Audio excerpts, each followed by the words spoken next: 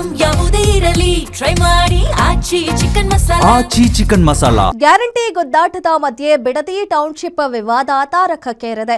JDS, Congress, BJP ನಡುವೆ ವಾಕ್ಸಮರ ಜೋರಾಗಿದೆ. ಈ ಮಧ್ಯೆ ದಳಪತಿಗಳು ಪಾದಯಾತ್ರೆಗೆ ಸಿದ್ಧರಾಗಿದ್ದಾರೆ. ಬಿಡದಿ ಟೌನ್ಶಿಪ್ ವಿರುದ್ಧ ಜೆಡಿಎಸ್ ಕಹಳೆ. ಜೂನ್ 21ಕ್ಕೆ ದಳಪತಿಗಳಿಂದ ಪಾದಯಾತ್ರೆ.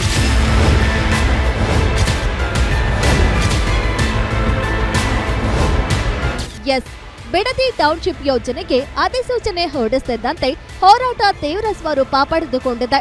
ನಾನು ಇಟ್ಟ ಹೆಜ್ಜೆಯನ್ನ ಹಿಂದೆ ತೆಗೆಯಲ್ಲ ಎಂಬ ಹಠಕ್ಕೆ ಬಂದಿದ್ದಾರೆ ಸಿಎಂ ಡಿಕೆ ಶಿವಕುಮಾರ್. ಅದೇ ರೀತಿ ಸಿಎಂ ನಿರ್ಧಾರವನ್ನೇ ಅಸ್ತ್ರ ಮಾಡಿಕೊಂಡು ಹೋರಾಟಕ್ಕೆ ವೇದಿಕೆ ಸೃಷ್ಟಿ ಮಾಡಿದ್ದಾರೆ ಕೇಂದ್ರ ಸಚಿವ ಎಚ್.ಡಿ. ಕುಮಾರಸ್ವಾಮಿ.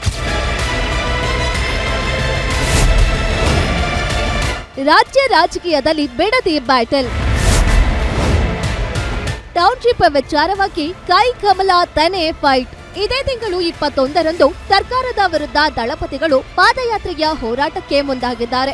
ಮೊದಲ ಹಂತದ 26 ಹಳ್ಳಿಗಳಲ್ಲಿ ಪಾದಯಾತ್ರೆ ನಡೆಸಿ ರೈತರ ಪರ ನಿಲ್ಲಲು ಸಜ್ಜಾಗಿದ್ದಾರೆ. ಈ ನಡುವೆ ಪ್ರತಿಪಕ್ಷ ನಾಯಕ ಆರ್ ಅಶೋಕ್ ಕೂಡ ಡಿಕೆಶಿಗೆ ಕುಟುಕಿದ್ದಾರೆ. ಕುಮಾರಸ್ವಾಮಿ ಪ್ರಾಜೆಕ್ಟ್ನ ಮುಂದುವರಿಸ್ತಾರೆ ಅಂತ ಹೇಳ್ತಿದ್ದಾರೆ. ಬೊಗಳೆ ಬಿಡೋದಕ್ಕೂ ಒಂದು ಅರ್ಥ ಇರಬೇಕು ಅಂತ ಡಿಕೆಶಿ ವಿರುದ್ಧ ಕಿಡಿಕಾರಿದ್ದಾರೆ. ಅದು ಡಿ.ಕೆ. ಶಿವಕುಮಾರ್ ಅವರು ಏನು ಅನ್ನೋದು ಪ್ರಧಾನಿಗಳಿಗೂ ಗೊತ್ತಿದೆ, ನಮ್ಮ ಗೃಹ ಸಚಿವರಿಗೂ ಗೊತ್ತಿದೆ. ಡೆವಲಪ್ಮೆಂಟ್ ಅಂತ ಹೇಳಿದ್ರೆ ಲೇಔಟ್ ಮಾಡೋದಲ್ಲ, ಏನೋ ಪೋರ್ಟ್ ಕಟ್ಟೋದು, ಏರ್ಪೋರ್ಟ್ ಕಟ್ಟೋದು, ರೈಲ್ವೆ ಸ್ಟೇಷನ್ ಕಟ್ಟೋದು, ಇದು ಡೆವಲಪ್ಮೆಂಟ್. ಬಿಡದಿ ವಿಚಾರವಾಗಿ ಅವರೇನನ್ನ ಕೇಳಿದ್ರ, ನಾನು ಬಿಡದಿಯಲ್ಲಿ ರೈತರ ಜಮೀನು ತಗೊಂಡು ನಾನು ಲೇಔಟ್ ಮಾಡ್ತೀನಿ ಅಂತ ಕೇಳಿ ಪ್ರಧಾನಮಂತ್ರಿಗಳು ಇಲ್ಲ ಶಬಾಷ್ ಅಂತ ಹೇಳಿದ್ರೆ ಹೇಳಿ. ಬೇಕಾದ್ರೆ ಹಂಗೇನ ಡೌಟ್ ಇದ್ರೆ ನಾನು ಕುಮಾರಸ್ವಾಮಿ ಅವರು ಇಬ್ರು ಬರ್ತೀರಿ ಜೊತೆಗೆ. ಬೇಕಾದ್ರೆ ಪ್ರೈಮ್ ಮಿನಿಸ್ಟರ್ ಹತ್ರ ಅಪಾಯಿಂಟ್ಮೆಂಟ್ ತಗೊಂಡು ನಾವು ಬರ್ತೀರಿ. ಅದೇನು ಹೇಳಿದ್ರು ಅಂತ ಇನ್ನೊಂದ್ಸರಿ ಕೇಳ್ಬಿಡೋಣ ಪ್ರೈಮ್ ಮಿನಿಸ್ಟರ್. ಏನು ಸರ್ ಬಿಡದಿ ರೈತರ ವಿರೋಧವಾಗಿ ಲೇಔಟ್ ಮಾಡ್ತಾ ಇದ್ದಾರೆ, ಅದ್ರ ಬಗ್ಗೆ ನೀವೇನೋ ಮಾತಾಡಿದ್ರ ಅಂತ ಕೇಳಿ.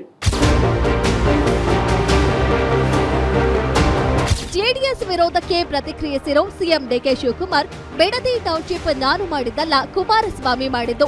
ನಾನು ಸದ್ಯಕ್ಕೆ ಉತ್ತರ ನೀಡೋದಿಲ್ಲ. ಮಹಾರಾಷ್ಟ್ರ, ತೆಲಂಗಾಣದಲ್ಲೂ ಟೌನ್ಶಿಪ್ ಮಾಡಿಲ್ವಾ ಅಂತ ತಿರುಗೇಟು ಕೊಟ್ಟಿದ್ದಾರೆ. ಈ ನಡುವೆ ಸತೀಶ್ ಜಾರಕಿಹೊಳಿ ಟೌನ್ಶಿಪ್ ಬಗ್ಗೆ ಕ್ಯಾಬಿನೆಟ್ನಲ್ಲಿ ಚರ್ಚಿಸ್ತೇವೆ, ಯಾಕಂದ್ರೆ ಇದು ಪಕ್ಷದ ಭವಿಷ್ಯ ನಿರ್ಧರಿಸುತ್ತೆ. ಯಾವುದೋ ಒಂದು ಸ್ಕೀಮ್ ಮಾಡೋಕ್ ಹೋಗಿ ಸರ್ಕಾರಕ್ಕೆ ಧಕ್ಕೆ ಬರಬಾರ್ದು ಅಂತ ಪರೋಕ್ಷವಾಗಿ ಎಚ್ಚರಿಕೆಯ ಹೆಜ್ಜೆ ಇಡಬೇಕು ಅಂತ ಸಂದೇಶ ನೀಡಿದ್ದಾರೆ. ನಾನು ಯಾರಿಗೂ ನನಗೆ ಸದ್ಯಕ್ಕೆ ಉತ್ತರ ಕೊಡಕ್ಕೆ ನಾನು ತಯಾರಿಲ್ಲ. ಮಹಾರಾಷ್ಟ್ರ 80,000 ಎಕರೆ ಅಕ್ವಿಷನ್ ಮಾಡಿಬಿಟ್ಟು ಹೊಸ ಟೌನ್ ಮಾಡ್ತಾ ಇದ್ದಾರೆ. ತೆಲಂಗಾಣದಲ್ಲಿ 40,000 ಎಕರೆಯಲ್ಲಿ ಹೊಸ ಟೌನ್ ಮಾಡ್ತಾ ಇದ್ದಾರೆ. ಇದು ನಾನು ಮಾಡಿದ್ದಂಥ ಟೌನ್ಶಿಪ್ ಅಲ್ಲ. ಹಿಂದೆ ಕುಮಾರಸ್ವಾಮಿ ಅವರೇ ಇದಕ್ಕೆ ನೋಟಿಫೈ ಮಾಡಿದಂಥ ಟೌನ್ಶಿಪ್ಪು. ಹಿಂದೆ ಬಿಜೆಪಿ ಗೌರ್ಮೆಂಟಲ್ಲಿ 1,000 ಎಕರೆನ ಈಗ ಅಕ್ವಿಷನ್ ಮಾಡಿ ತಿರ್ಗಾ KDB ಅವ್ರು ಕೊಟ್ರಲ್ಲ. ಬಿಡದಿ ಟೌನ್ಶಿಪ್ ಯಾರು ಮಾಡಿದ್ದು? ಬಿಡದಿದ ಇಂಡಸ್ಟ್ರಿಯಲ್ ಟೌನ್ ಯಾರು ಮಾಡಿದ್ದು? ಆರೋಳಿ ಇಂಡಸ್ಟ್ರಿಯಲ್ ಟೌನ್ ಯಾರು ಮಾಡಿದ್ದು? ಆ ಜಮೀನು ರೈತರು ಹೋಗ್ಲಿಲ್ವಾ? ಈಗ ರೈತರೆಲ್ಲ ಒಪ್ಕೊಂಡಿದ್ದಾರೆ. ಪಾಪ ರಾಜಕಾರಣ ಮಾಡಬೇಕು ಅಂತಿದ್ದಾರೆ, ರಾಜಕಾರಣ ಮಾಡಲಿ. ಟೌನ್ಶಿಪ್ ಮಾಡ್ಲಿಕ್ಕೆ ಹೋಗಿ ಸರ್ಕಾರ ಕೂಡ ಹೊರೆ ಆಗಬಾರ್ದು. ಅದನ್ನೆಲ್ಲ ಕೂಡ ನೋಡಿ ಚರ್ಚೆ ಮಾಡ್ತೀವಿ ಕ್ಯಾಬಿನೆಟ್ ಅಲ್ಲಿ ಬಂದಾಗ. ಅದೇ ಹೇಳೋದು ಆಗ್ಬಾರ್ದು. ಅದನ್ನ ಒಂದು ನಾವು ಯಾವುದೋ ಒಂದು ಸ್ಕೀಮ್ ಮಾಡ್ಲಿಕ್ಕೆ ಹೋಗಿ ಸರ್ಕಾರದ ಮೇಲೆ ಅದು ಹೊರೆ ಆಗಬಾರ್ದು. ಅದೇ ಒಂದು ಸಮಸ್ಯೆಗೆ ಉದ್ಭವ ಕಾರಣ ಆಗಬಾರ್ದು. ಅದನ್ನು ಕೂಡ ನಮ್ಮ ಗಮನದಲ್ಲಿ ಇದೆ. ಅದ್ರ ಬಗ್ಗೆ ನೋಡೋಣ. 20 ತಾರೀಕು ಬಹುಶಃ ಅದ್ರ ಬಗ್ಗೆ ಚರ್ಚೆ ಆಗ್ಬೋದು ಕ್ಯಾಬಿನೆಟ್ ನಲ್ಲಿ. ದೇವೇಗೌಡರು, ಕುಮಾರಸ್ವಾಮಿ ಎಲ್ಲ ವಿರೋಧ ಮಾಡಿದ್ದಾರೆ. ನೋಡೋಣ ಅವ್ರು ಏನ್ ಮಾಡ್ತಾರೆ. ಅವ್ರದ ವರ್ಷನ್ ಅನ್ನೋದು ಬೇರೆ. ನಮಗೂ ನಮ್ಮ ಪಕ್ಷದ ನಾವು ಉಳಿಸ್ಕೋಬೇಕು. ಡ್ಯಾಮೇಜ್ ಆಗಬಾರ್ದು. ಯಾವುದೇ ಒಂದು ಕಾರ್ಯಕ್ರಮದಿಂದ ಒಳ್ಳೇದಾಗಬೇಕು ಹೊರತಾಗಿ ಕೆಟ್ಟದಾಗಬಾರ್ದು. ಈ ಯೋಜನೆ ಜೆಡಿಎಸ್ನ ಬ್ರೈನ್ ಚೈಲ್ಡ್. ಆಗ ಅವರು ಪ್ರಸ್ತಾಪ ಮಾಡಿ ಈಗ್ಯಾಕೆ ವಿರೋಧ ಮಾಡ್ತಿದ್ದಾರೆ ಅಂತ ಗೃಹ ಸಚಿವ ಪ್ರಿಯಾಂಕ್ ಖರ್ಗೆ ವ್ಯಂಗ್ಯವಾಡಿದ್ದಾರೆ. ಬಿಡದಿ ಟೌನ್ಶಿಪ್ ಯಾರ ಕಾಲದಲ್ರಿ? ಸ್ವಲ್ಪ ದಾಖಲೆಗಳನ್ನ ನೋಡ್ಬಿಡಿ. ಯಾರ್ದಿದ್ದು ಬ್ರೈನ್ ಚೈಲ್ಡ್? ಯಾರು ಇದನ್ನ ಆಗ್ಬೇಕು ಅಂತ ಬಯಸಿದ್ದು? ಕುಮಾರಸ್ವಾಮಿ ಅವಾಗ ಕಾಂಗ್ರೆಸ್ ವಿರೋಧ ಮಾಡಿತ್ತು, ಇವಾಗ ಅವಾಗ ಅವರು ಪ್ರಸ್ತಾಪ ಮಾಡಿದ್ರಲ್ಲ, ಇವಾಗ ಯಾಕೆ ವಿರೋಧ ಮಾಡ್ತಾ ಇದಾರೆ? ಇಲ್ಲ, ದಯವಿಟ್ಟು ಕ್ಷಮಿಸಬೇಕು. ನೀವು ದಾಖಲೆಗಳು ನೋಡಿ. 7,500 ಅಂದಾಜು ಏಕರ್ನಲ್ಲಿ ಬರೀ 1,500 ಜನ ಕೊಡ್ಬೇಕಾಗಿದೆ ಅಷ್ಟೇ. ಆಮೇಲೆ ಯಾರು ದಬ್ಬಾಳಿಕೆ ಮಾಡ್ತಾ ಇಲ್ಲ ಅಲ್ಲ. ಈಗ ಚನ್ನರಾಯಪಟ್ಟಣ ವಿಷಯ ತಗೊಳ್ಳಿ, ನಮ್ ದೇವನಹಳ್ಳಿನಲ್ಲಿ ಸ್ಪೆಷಲ್ ಅಗ್ರಿಕಲ್ಚರ್ ಝೋನ್ ಮಾಡಿದ್ವಿ.